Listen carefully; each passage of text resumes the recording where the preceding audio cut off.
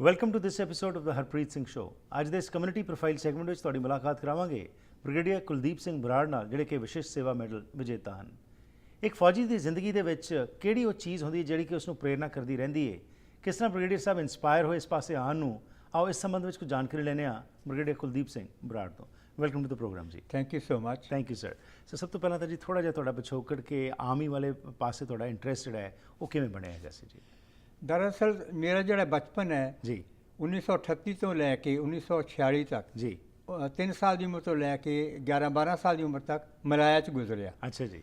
Malaya 'ਚ ਇਹਨੇ 'ਚ ਨੂੰ ਦੂਸਰੀ ਮਹਾਯੁੱਧ ਸ਼ੁਰੂ ਹੋ ਗਿਆ, ਸੈਕੰਡ ਵਰਲਡ ਵਾਰ ਜੀ 1942 ਜੀ। ਜਾਪਨੀਜ਼ ਕੇਮ ਐਂਡ ਦੇ ਡਿਫੀਟਡ ਦ ਬ੍ਰਿਟਿਸ਼। ਉਸ ਤੋਂ ਪਹਿਲਾਂ ਬ੍ਰਿਟਿਸ਼ ਸਨ ਜੀ। We used to go to school, British English schools, and I so ਸਾਨੂੰ ਕੁਆਲਾਲੰਪੁਰ ਛੱਡ ਕੇ ਵੀ ਅਸੀਂ ਕੁਆਲਾਲੰਪੁਰ ਰਹਿੰਦੇ ਸਾਂ। ਅੱਛਾ ਜੀ। ਪਿਤਾ ਜੀ ਨੇ, ਸਾਡੇ ਚਾਚੇ ਜੀ ਨੇ, ਸਾਰੀਆਂ ਫੈਮਲੀਆਂ ਅਤੇ ਹੋਰ ਪੰਜਾਬੀ ਫੈਮਲੀਆਂ ਬਹੁਤ ਸਨ ਉੱਥੇ। ਅੱਛਾ ਜੀ। ਸਾਨੂੰ ਭੱਜਣਾ ਪਿਆ ਕੁਆਲਾਲੰਪੁਰ ਛੱਡ ਕੇ ਕਿ ਬੰਬਾਰਡਮੈਂਟ ਬਹੁਤ ਹੁੰਦੀ ਸੀ ਓਕੇ। ਅਤੇ ਰਬੜ ਦੇ ਜੰਗਲ ਸਨ ਪਹਾੜੀਆਂ 'ਚ, ਉਹਨਾਂ 'ਚ ਜਾ ਕੇ ਛੁਪਣਾ ਪਿਆ।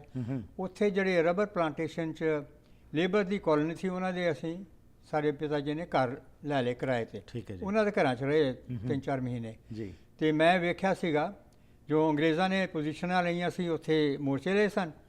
ਜੋ ਜਾਪਾਨੀ ਆਏ ਉਹਨਾਂ ਨੂੰ ਖਦੇੜ ਦਿੱਤਾ ਅੰਗਰੇਜ਼ਾਂ ਨੂੰ, ਅਤੇ ਮਸ਼ੀਨ ਗਨਾਂ ਦਾ ਫਾਇਰ ਆਉਂਦਾ ਸੀ ਸਾਡੇ ਘਰਾਂ ਦੇ ਵਿੱਚ ਦੀ, ਕਿਉਂਕਿ ਉਹ ਬੈਂਬੂ ਦੇ ਅਤੇ ਲੱਕੜੀ ਦੇ ਘਰ ਸਨ। ਰਾਈਟ। ਸੋ ਉਹ ਬੰਬਾਰਡਮੈਂਟ, ਬਟ ਫੋਰਚੂਨੇਟਲੀ ਖੁਸ਼ਕਿਸਮਤੀ ਨਾਲ ਸਾਨੂੰ ਕੋਈ ਗੋਲੀ ਨਹੀਂ ਲੱਗੀ। ਠੀਕ ਹੈ ਜੀ। ਪਰ ਮੋਰਚੇ ਖੋਦੇ ਸਨ, ਅਸੀਂ ਮੋਰਚਿਆਂ 'ਚ ਬੈਠੇ ਸਨ, ਓਪਨ ਮੋਰਚੇ ਸਨ। ਰਾਈਟ। ਸੋ ਮੇਰਾ ਪਹਿਲਾ ਜਿਹੜਾ ਐਕਸਪੀਰੀਅੰਸ ਸੀਗਾ ਸੈਕੰਡ ਵਰਲਡ ਵਾਰ ਦਾ ਔਰ ਵਾਰ ਦਾ, ਓਕੇ, ਉੱਥੋਂ ਸ਼ੁਰੂ ਹੋਇਆ 1942 ਤੋਂ। ਅੱਛਾ ਜੀ। ਮੈਂ ਕੋਈ 7-8 ਸਾਲ ਦਾ ਸਾਂ। ਠੀਕ ਹੈ ਜੀ। ਸੋਝੀ ਸੀ ਔਰ ਮੈਨੂੰ ਜਾਪਾਨੀ ਜਦੋਂ ਆਏ ਸਾਡੇ ਤਲਾਸ਼ੀ ਲੈਣ ਸੰਗੀਨ ਲੱਗੀਆਂ ਸਨ ਉਹਨਾਂ ਦੇ ਰਾਫਲਾਂ 'ਤੇ, ਸਭ ਕੁਝ ਖੋਹ ਕੇ ਲੈ ਗਏ। ਸਾਡੀ ਕਾਰ ਸੀ, ਵੈਨ, ਮੋਟਰਸਾਈਕਲ, ਹੋਰ ਸਾਈਕਲ ਸੀ ਮੇਰੇ ਵੀਰ ਜੀ ਦਾ, ਵੱਡੇ ਬਾਈ ਜੀ ਦਾ, ਗਹਿਣੇ ਅਤੇ ਚੰਗੇ ਮੇਰੇ ਪਿਤਾ ਜੀ ਦੀ ਬਹੁਤ ਅੱਛੀ ਸਵਿਚ ਵਾਚ ਸੀਗੀ, ਘੜੀ ਉਹ ਲੈ ਗਏ। ਅੱਛਾ। ਔਰ ਫਾਊਂਟਨ ਪੈਨ ਸੀ ਪਾਰਕਰ। ਰਾਈਟ। ਸੇ ਪਿਤਾ ਜੀ ਨੇ ਕਿਹਾ ਵੀ ਮੈਨੂੰ ਘੜੀ ਤਾਂ ਬਹੁਤ ਜ਼ਰੂਰੀ ਚਾਹੀਦੀ ਹੈ, ਕਿ ਆਈ ਵੈਰੀ ਪੰਕਚੁਅਲ ਪਰਸਨ। ਓਕੇ। ਸੋ ਉਹ ਜਾਪਾਨੀ ਨਾ ਸਾਡੀ ਗੱਲ ਸਮਝਣ, ਨਾ ਅਸੀਂ ਉਹਨਾਂ ਦੀ ਸਮਝੀਏ, ਠੀਕ, ਪਰ ਇਸ਼ਾਰੇ ਨਾਲ, ਸੈਂਸ ਨਾਲ ਡਰੀਏ ਵੀ ਨਾਲੇ। ਸਾਡੇ ਪਿਤਾ ਜੀ ਅਤੇ ਹੋਰ ਬਾਕੀ ਡਰਦੇ ਸਨ ਕਿ ਸਾਨੂੰ ਹੋਰ ਸੰਗੀਨ ਨਾ ਮਾਰ ਦੇਣ। ਰਾਈਟ। ਗੁੱਸੇ 'ਚ ਆ ਕੇ। ਪਰ ਕਿਵੇਂ ਨਾ ਕਿਵੇਂ ਉਹਨਾਂ ਨੂੰ ਸੈਂਸ ਨਾਲ ਦੱਸਿਆ ਵੀ ਇਹ ਘੜੀ ਦੇ ਦਿਓ, ਬਾਕੀ ਜੋ ਮਰਜ਼ੀ ਲਿਜਾਣਾ ਲੈ ਜਾਓ। ਠੀਕ ਹੈ। ਸੋ ਬਾਕੀ ਸਭ ਲੈ ਗਏ, ਪਰ ਘੜੀ ਉਹਨਾਂ ਨੂੰ ਵਾਪਸ ਦੇ ਦਿੱਤੀ ਔਰ ਫਾਊਂਟਨ ਪੈਨ। ਠੀਕ ਹੈ। ਸੋ ਉਸ ਤੋਂ ਬਾਅਦ ਫਿਰ 3-4 ਮਹੀਨੇ ਬਾਅਦ ਉੱਥੇ ਥੋੜ੍ਹਾ ਅਮਨ-ਮਾਨ ਹੋ ਗਿਆ, ਜੋ ਅੰਗਰੇਜ਼ ਪਛਾੜ ਦਿੱਤੇ ਜੀ। ਫਿਰ ਜਾਪਾਨੀਆਂ ਦਾ ਰਾਜ ਹੋ ਗਿਆ। ਅਸੀਂ ਕੁਆਲਾਲੰਪੁਰ ਵਾਪਸ ਆ ਗਏ ਜੀ। ਸਾਰਾ ਤਹਿਸ ਨਹਿਸ ਹੋ ਚੁੱਕਾ ਸੀ, ਬੜੀ ਬਰਬਾਦੀ ਹੋਈ ਸੀ ਬੰਬਾਰਡਮੈਂਟ ਨਾਲ। ਅਤੇ ਸਾਡੇ ਜਿਹੜੇ ਦੁਕਾਨਾਂ ਸਨ, ਸਾਡੇ ਪਿਤਾ ਜੀ ਦੀਆਂ, ਚਾਚਾ ਜੀ ਦੀਆਂ ਸਟੋਰ ਸਨ, ਹੋਰ 3-4 ਸ਼ਹਿਰਾਂ 'ਚ ਵੀ ਸਨ, ਸਿੰਗਾਪੁਰ, ਪੀਰਾਕ, ਇਪੋ, ਉਹਨਾਂ ਸ਼ਹਿਰਾਂ 'ਚ। ਉਹ ਸਾਰੇ ਜਾ ਕੇ ਦੇਖਿਆ ਤਾਂ ਉਹ ਵੀ ਸਾਰੇ ਢਹਿ ਹੋ ਗਿਆ, ਜਲ ਜੁਲ ਗਈਆਂ ਸਨ, ਔਰ ਸਾਡੇ ਘਰ ਵੀ ਤਕਰੀਬਨ ਬਰਬਾਦ ਹੋ ਗਏ ਸਨ। ਸੋ ਜ਼ਿੰਦਗੀ ਦੁਬਾਰਾ ਸ਼ੁਰੂ ਕਰਨੀ ਪਈ, ਨਵੇਂ ਸਿਰੇ ਤੋਂ ਸ਼ੁਰੂ ਹੋ ਗਈ। ਇੰਨੇ ਚਿਰ ਨੂੰ 1942 'ਚ ਨੇਤਾ ਜੀ ਸੁਭਾਸ਼ ਚੰਦਰ ਬੋਸ 1943 ਦੇ ਸ਼ੁਰੂ 'ਚ ਆ ਗਏ। ਅੱਛਾ ਜੀ। ਉਹ ਜਰਮਨੀ ਤੋਂ ਆਏ ਸਨ ਜੀ। ਪਣਡੁੱਬੀ 'ਚ ਬੈਠ ਕੇ 15 ਦਿਨ, ਅੱਜ ਤੱਕ ਮੈਨੂੰ ਕੋਈ ਉਮੀਦ ਨਹੀਂ ਕਿ ਕੋਈ ਵੀ ਹਿੰਦੁਸਤਾਨੀ ਪੋਲੀਟੀਕਲ ਲੀਡਰ ਇੰਨੀ ਹਿੰਮਤ ਕਰੇਗਾ ਹਿੰਦੁਸਤਾਨ 'ਚੋਂ ਬਚ ਕੇ, ਭੇਸ ਬਦਲ ਕੇ ਜਰਮਨੀ ਪਹੁੰਚ ਕੇ ਉੱਥੇ, ਕਿਉਂਕਿ ਉਹਨਾਂ ਦਾ ਕੰਮ ਨਹੀਂ ਸੀ ਬਣਦਾ ਹਿੰਦੁਸਤਾਨੀ ਆਪਣੀ ਆਜ਼ਾਦ ਹਿੰਦ ਫੌਜ ਖੜੀ ਕਰਨ ਦਾ। ਹਿਟਲਰ ਨੇ ਕੋਈ ਪੱਲਾ ਨਹੀਂ ਫੜਾਇਆ ਖਾਸ ਕਰਕੇ। ਉਹਨੇ ਸੋਚਿਆ ਕਿ ਹੁਣ ਮੈਂ ਜਾਪਾਨ ਜਾਣਾ ਹੈ, ਜਾਪਾਨ ਜਾ ਕੇ ਉੱਥੇ ਉਹਨਾਂ ਜਾਪਾਨੀ ਗਵਰਨਮੈਂਟ ਦੇ ਨਾਲ ਮਿਲ ਕੇ ਮੈਂ ਆਜ਼ਾਦ ਹਿੰਦ ਫੌਜ ਖੜੀ ਕਰਾਂਗਾ ਮਲਾਇਆ 'ਚ। ਸੋ ਉਹ ਪਣਡੁੱਬੀ 'ਚ ਆਏ ਜੀ। ਬੜੀ ਦਲੇਰੀ ਦੀ ਗੱਲ ਹੈ। ਰਾਈਟ। ਔਰ ਫਿਰ ਉਹ ਉੱਥੇ ਜੋ ਮਲਾਇਆ 'ਚ ਆਏ, ਸਾਡੇ ਜੋ ਸਕੂਲ 'ਚ ਆਏ, ਅਸੀਂ ਮੈਂ 8-9 ਸਾਲ ਦਾ ਸਾਂ। ਅੱਛਾ ਜੀ। ਅਤੇ ਅਸੀਂ ਉਹਨਾਂ ਵਾਸਤੇ ਵੰਦੇ ਮਾਤਰਮ ਗਾਇਆ, ਐਂਥਮ। ਉਹ ਬੜੇ ਥ੍ਰਿਲ ਹੋਏ, ਬੜੇ ਖੁਸ਼ ਹੋਏ। ਓਕੇ। ਸਾਨੂੰ ਜੱਫੀ 'ਚ ਲੈ ਲਿਆ, ਹੱਥ ਮਿਲਾਏ, ਥਾਪੀ ਦਿੱਤੀ। ਉਸੇ ਸ਼ਾਮ ਨੂੰ ਮੈਂ ਉਹਨਾਂ ਦੀ ਤਕਰੀਰ ਅਟੈਂਡ ਕੀਤੀ। ਹੋਰ ਬਹੁਤ ਕੋਈ 1-1.5 ਲੱਖ ਹੋਣਾ ਆਪਣਾ ਇੰਡੀਅਨ, ਮੁਸਲਮਾਨ, ਹਿੰਦੂ, ਸਿੱਖ, ਜੈਂਟਸ ਆਦਮੀ ਔਰ ਲੇਡੀਜ਼, ਬੱਚੇ, ਅਤੇ ਸਾਰੇ ਖਚਾ ਖਚ ਭਰਿਆ ਸੀ। ਕੁਆਲਾਲੰਪੁਰ ਦੇ ਫੈਡਰਲ ਜਿਹੜੇ ਆਫਿਸ ਸਨ ਉਹਦੇ ਸਾਹਮਣੇ ਵੱਡਾ ਮੈਦਾਨ ਹੈ, ਅੱਛਾ ਜੀ, ਬਹੁਤ ਵੱਡੀ ਪਾਰਕ ਹੈ, ਓਕੇ, ਉਹਨੂੰ ਪੜੰਗ ਬਸਾਰ ਕਹਿੰਦੇ ਨੇ, ਬਿਗ ਪਾਰਕ। ਰਾਈਟ। ਮੈਂ ਦੇਖਿਆ ਖਚ ਭਰਿਆ ਸੀ, ਤੇ ਬੱਚਿਆਂ ਦੀ ਆਦਤ ਹੁੰਦੀ ਹੈ ਕਿ ਉਹ ਵਿੱਚੋਂ ਲੱਤਾਂ ਨਿਕਲ ਵੀ ਜਾ ਕੇ ਡਾਇਸ ਦੇ ਕੋਲੇ ਜਾ ਕੇ ਅੱਗੇ ਜਾ ਕੇ ਬੈਠਣ ਦੀ, ਰਾਈਟ, ਤਾਂ ਕਿ ਵੀਆਈਪੀ ਨੂੰ ਜਾ ਕੇ ਸੁਣੀਏ, ਦੇਖੀਏ ਕਿਹੋ ਜਿਹੇ ਨੇ, ਕੀ ਕਰਦੇ ਨੇ। ਔਰ ਮੈਂ ਵੇਖਿਆ ਜੋ ਡਾਇਸ ਦੇ ਕੋਲੇ ਪਹੁੰਚ ਗਿਆ, ਥੱਲੇ ਬੈਠੇ ਸਾਂ ਅਸੀਂ, ਨੇਤਾ ਜੀ ਆਏ, ਹਾਰਾਂ ਨਾਲ ਲੱਦੇ ਹੋਏ ਸਨ ਜੀ, ਔਰ ਮੂੰਹ ਜਾਹੋ ਜਲਾਲ, ਉਹਨਾਂ ਯੂਨੀਫਾਰਮ ਪਹਿਨੀ ਹੋਈ ਸੀ, ਔਰ ਤਕਰੀਰ ਕੀਤੀ। ਕਿਆ ਸ਼ਾਨਦਾਰ। ਮੈਂ ਐਜ਼ ਏ ਬਚਪਨ ਸਹੀ ਮੇਰਾ ਹਾਲਾਂਕਿ, ਪਰ ਮੈਨੂੰ ਵਿਵਿਡਲੀ ਯਾਦ ਹੈ।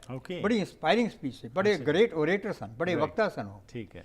ਔਰ ਉਹਨਾਂ ਰੌਂਗਟੇ ਖੜੇ ਕਰਨ ਵਾਲੀ ਸਪੀਚ ਕਰਦੇ ਸਨ। ਉਹ ਕਹਿੰਦੇ ਸਨ, ਤੁਸੀਂ ਸਾਨੂੰ ਖੂਨ ਦਿਓ, ਅਸੀਂ ਤੁਹਾਨੂੰ ਆਜ਼ਾਦੀ ਦਿਆਂਗੇ। ਖੂਨ ਦਾ ਮਤਲਬ ਕਿ be prepare to sacrifice, right, Hindustan ਵਾਸਤੇ। ਔਰ ਬੜੇ ਜਾਨਦਾਰ ਆਦਮੀ ਸਨ, ਗ੍ਰੇਟ ਲੀਡਰ ਸਨ। ਇਹੋ ਜਿਹੇ ਪੈਟਰੀਅਟ ਮੇਰੇ ਖਿਆਲ ਹੈ ਸਰਦਾਰ ਭਗਤ ਸਿੰਘ ਤੇ ਕਰਤਾਰ ਸਿੰਘ ਸਰਾਭਾ ਤੋਂ ਬਾਅਦ ਉਹੀ ਸਨ, ਜਾਂ ਚੰਦਰ ਸ਼ੇਖਰ ਆਜ਼ਾਦ ਜਾਂ ਹੋਰ। Right, right. ਔਰ ਉਹਨਾਂ ਤੋਂ ਪ੍ਰੇਰਣਾ ਹੋਈ ਕੁਛ ਹੱਦ ਤੱਕ। ਅੱਛਾ ਜੀ। ਔਰ ਉੱਥੇ ਉਹਨਾਂ ਨੇ ਕਿਹਾ ਕਿ ਮੈਂ ਆਜ਼ਾਦ ਹਿੰਦ ਫੌਜ ਵਾਸਤੇ ਚੰਦਾ ਇਕੱਠਾ ਕਰਨਾ ਹੈ, ਕਿਉਂਕਿ ਹਥਿਆਰ ਖਰੀਦੇ ਨੇ ਜਾਪਾਨੀਆਂ ਕੋਲੋਂ, ਮਸ਼ੀਨ ਗੰਨਾਂ, ਤੋਪਾਂ, ਆਪਣੇ ਗ੍ਰੇਨੇਡ, ਯੂਨੀਫਾਰਮ, ਟ੍ਰੇਨਿੰਗ ਲੈਣੀ ਹੈ ਜੀ। ਤੇ ਚੰਦਾ ਇਕੱਠਾ ਕਰਦੇ ਸਨ, ਤੇ ਉਹਨਾਂ ਦੇ ਹਾਰ ਜਿਹੜੇ ਸਨ ਗੇਂਦੇ ਦੇ ਫੁੱਲਾਂ ਦੇ ਸਨ, ਕੋਈ ਗੁਲਾਬ ਦੇ ਫੁੱਲ ਦੇ ਵੀ ਹੋਣਗੇ ਜੀ। $5000 ਤੋਂ ਲੈ ਕੇ $20000 ਤੱਕ ਇੱਕ ਇੱਕ ਹਾਰ ਆਕਸ਼ਨ ਹੋਇਆ ਉਸ ਟਾਈਮ ਤੇ। ਲੋਕਾਂ 'ਚ ਇੰਨਾ ਜੋਸ਼ ਉਤਸ਼ਾਹ ਸੀ ਆਪਣੇ ਹਿੰਦੂ ਮੁਸਲਮਾਨ ਸਿੱਖਾਂ 'ਚ। ਠੀਕ।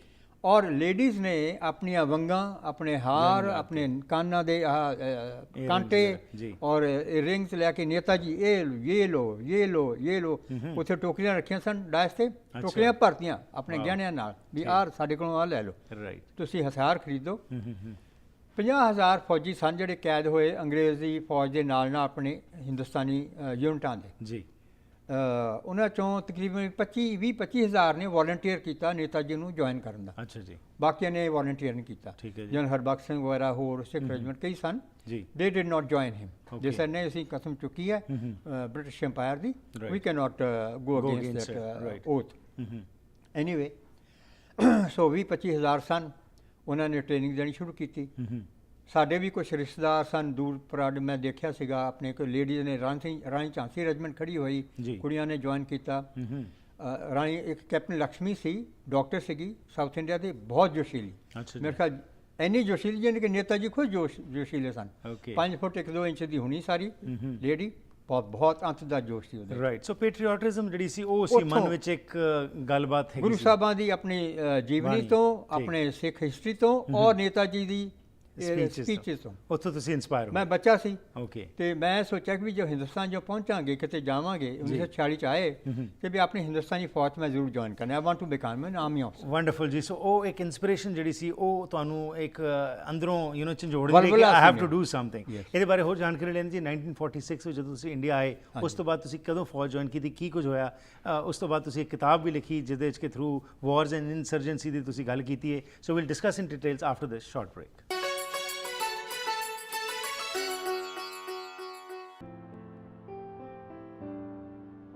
ਕਾਰ ਐਕਸੀਡੈਂਟ ਵਿੱਚ ਲੱਗੀਆਂ ਸੱਟਾਂ ਤਾਂ ਜ਼ਿੰਦਗੀ ਤਬਾਹ ਕਰ ਸਕਦੀਆਂ। ਫਿਰ ਵੀ ਪਤਾ ਨਹੀਂ ਕਿਉਂ ਤੁਸੀਂ ਸਮਝਦੇ ਆ ਕਿ ਬਗੈਰ ਕਿਸੇ ਵਕੀਲ ਤੋਂ ਘਰ ਦੇ ਖਰਚੇ ਵੀ ਸੰਭਾਲ ਲਓਗੇ, ਸੱਟਾਂ ਦਾ ਇਲਾਜ ਵੀ ਕਰਾ ਲਓਗੇ ਤੇ ICBC ਤੋਂ ਆਪਣੇ ਹੱਕ ਦੇ ਪੈਸੇ ਵੀ ਲੈ ਲਓਗੇ। ਮੇਰੀ ਗੱਲ ਸੁਣੋ, ਕਾਰ ਐਕਸੀਡੈਂਟ ਤੋਂ ਬਾਅਦ ਕਈ ਸਵਾਲ ਉੱਠਦੇ ਆ। ਉਹਨਾਂ ਸਵਾਲਾਂ ਦਾ ਜਵਾਬ ਕੌਣ ਦੇਊਗਾ? Dhami Narang and company. ਅੱਜ ਹੀ ਫੋਨ ਕਰੋ 604-864-6131।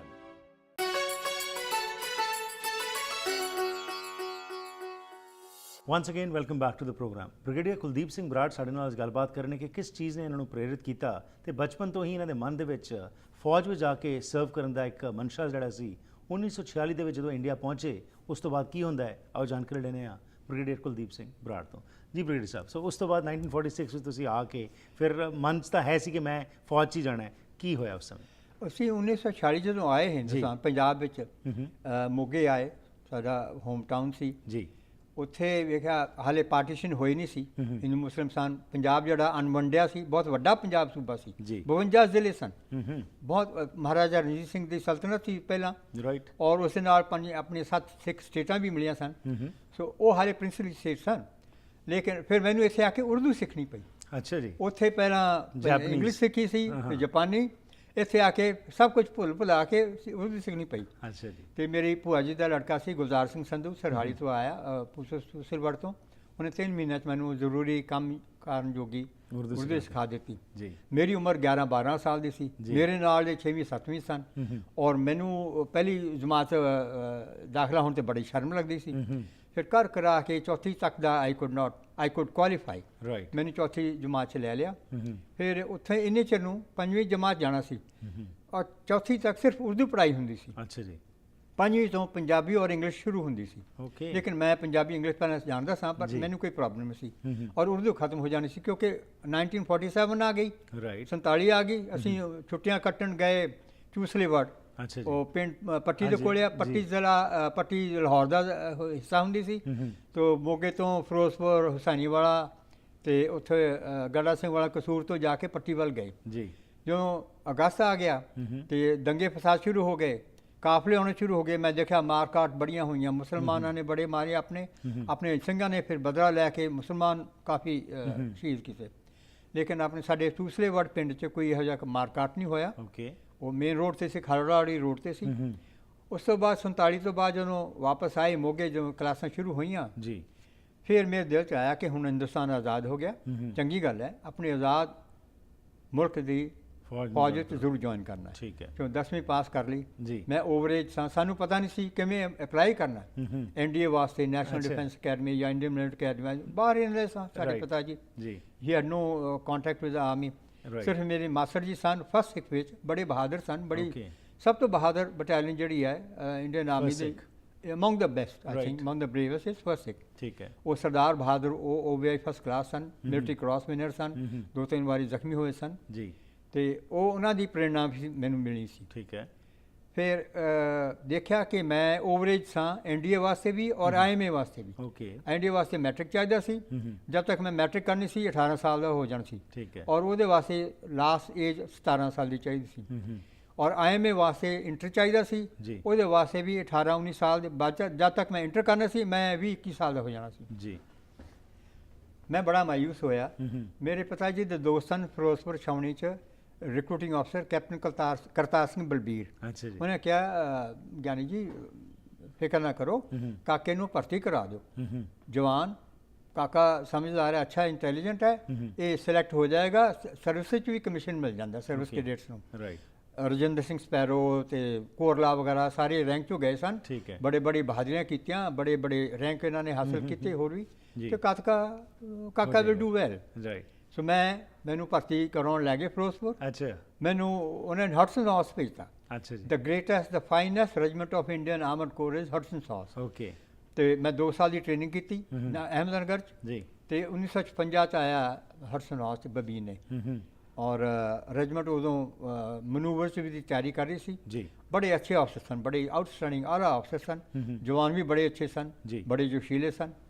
ਔਰ ਮੈਂ 5-6 ਮਹੀਨੇ ਉਹਨਾਂ ਨਾਲ ਟ੍ਰੇਨਿੰਗ ਕਰਕੇ ਫਿਰ ਮੈਨੂੰ ਸਿਲੈਕਟ ਕਰ ਲਿਆ ਯੰਗ ਕੈਡੇਟ ਕਲਾਸ ਵਾਸਤੇ ਅਹਿਮਦਨਗਰ। ਅੱਛਾ ਜੀ। ਇੱਕ ਪ੍ਰੀ ਸਿਲੈਕਸ਼ਨ ਕੋਚਿੰਗ ਵਾਸਤੇ ਅਹਿਮਦਨਗਰ ਜਾ ਕੇ 1 ਸਾਲ ਦੀ ਕੋਚਿੰਗ ਕੀਤੀ ਜੀ, ਸਿਲੈਕਟ ਹੋ ਗਿਆ, ਅਕੈਡਮੀ ਚਲਾ ਗਿਆ 1958। ਫਿਰ 1960 'ਚ ਮੈਨੂੰ ਕਮਿਸ਼ਨ ਮਿਲ ਗਿਆ। ਠੀਕ ਹੈ ਜੀ। ਤੇ ਡੋਗਰਾ ਰੈਜੀਮੈਂਟ ਵਾਸਤੇ ਮੈਨੂੰ ਸਿਲੈਕਟ ਕਰਦਾ ਗਿਆ। ਠੀਕ ਹੈ। ਤੇ ਮੈਂ ਅਕੈਡਮੀ ਸੀਨੀਅਰ ਅੰਡਰ ਅਫਸਰ ਸਾਂ। Right. I could have gone anywhere. ਮੈਂ ਪੈਰਾ ਬ੍ਰਿਗੇਡ ਜਾਣਾ ਚਾਹੁੰਦਾ ਸਾਂ, ਪਰ ਮੇਰੀ ਮਾਤਾ ਜੀ ਨੇ ਦੇਖਿਆ ਸੀ ਪੈਰਾ ਟਰੂਪਰ ਬੜੇ ਸ਼ਾਰਟ ਆਫ ਹੋ ਜਾਂਦੇ ਨੇ ਮਲਾਜ, ਕਹਿੰਦੇ ਕਾਕਾ ਤੂੰ ਫੌਜ ਨਾਲ ਜਾ, ਘਰੇ ਆ ਜਾ, ਪਰ ਪੈਰਾ ਬ੍ਰਿਗੇਡ ਨਾਲ ਜਾਈ। ਠੀਕ ਹੈ। ਐਨੀਵੇ ਸੋ ਮੇਰਾ ਇੰਸਟਰਕਟਰ ਸੀਗਾ, ਉਹ ਕਹਿੰਦਾ ਡੋਗਰਾ ਰੈਜੀਮੈਂਟ ਬੜੀ ਅੱਛੀ ਹੈ, ਡੋਗਰੇ ਬੜੇ ਡਿਸਪਲਿਨ ਹੁੰਦੇ ਨੇ, ਬੜੇ ਅੱਛੇ ਸੋਲਜਰ ਹੁੰਦੇ ਨੇ, ਸਪੋਰਟਸਮੈਨ ਵੀ ਹੁੰਦੇ ਨੇ।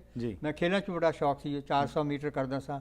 ਮਿਲਖਾ ਸਿੰਘ ਸਾਡਾ ਹੀਰੋ ਹੁੰਦਾ ਸੀ, ਉਹਨਾਂ ਦਿਨਾਂ 'ਚ ਮਿਲਖਾ ਸਿੰਘ ਦੀ ਚੜ੍ਹਤ ਹੋ ਰਹੀ ਸੀ। ਹਾਂਜੀ ਹਾਂ, ਓਲੰਪਿਕਸ ਵਗੈਰਾ 'ਚ ਉਸ ਸਮੇਂ ਆਏ ਸੀ। ਠੀਕ। So that's how I joined Dogra regiment. Okay ਜੀ। ਸੋ ਉਸ ਤੋਂ ਬਾਅਦ ਆਫ ਕੋਰਸ ਵਿਦ ਟਾਈਮ ਤੁਹਾਨੂੰ ਸੀਨੀਅਰਿਟੀ ਮਿਲਦੀ ਰਹੀ ਤੇ ਤੁਸੀਂ ਬ੍ਰਿਗੇਡੀਅਰ ਆ ਕੇ ਰਿਟਾਇਰ ਹੋਏ।